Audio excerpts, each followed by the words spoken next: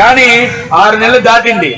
మన నాయకులందరూ కూడా వెళ్ళి పైన లోకేష్ బాబు వారికి కాగితం ఇస్తే ఆయన ఒకటే మాట చెప్తున్నాడట, కాకపోతే మాకు డబ్బులు లేవు. గత జగన్మోహన్ రెడ్డి ప్రభుత్వం మొత్తం ఖజానాని ఖాళీ చేయించేసింది కాబట్టి మేమేమీ చేయలేకపోతున్నాం అని చెప్తున్నాడు. ఇది అడుగుపోయిన టేప్ రికార్డర్ లాగా ఎవరు వెళ్ళినా ఇదే మాట.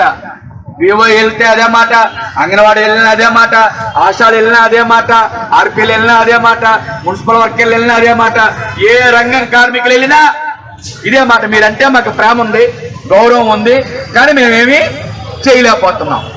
ఏమీ చేయలేకపోతే నువ్వెందుకున్నావు అక్కడ? వాళ్ళు సరిగ్గా చేయటం లేదనే కదా వాళ్ళని తప్పించి నిన్నెక్కించింది.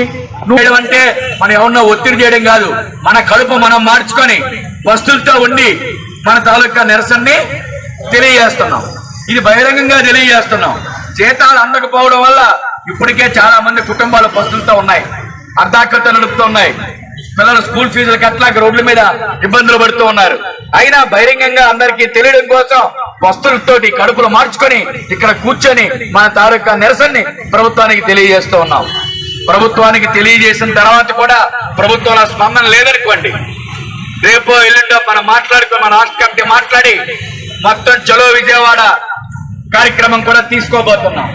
చలో విజయవాడ కార్యక్రమం అనగానే మన సచివాలయ సిబ్బంది ఇంటి దగ్గరకు వచ్చి మీరు విజయవాడ వెళ్ళడానికి వీల్లేదు అని మళ్ళీ అరెస్ట్ చేయడం, ఇంటి దగ్గర కూర్చోబెట్టడం. ఎక్కడన్నా అందరూ వచ్చి నీ ముందే కూర్చుంటాం. నువ్వు జైల్లో పెడతావో, అరెస్ట్ చేస్తావో, కేసులు పెడతావో నీ ఇష్టం, కానీ మీ ఇంటి దగ్గర బతకలేకపోతున్నాం.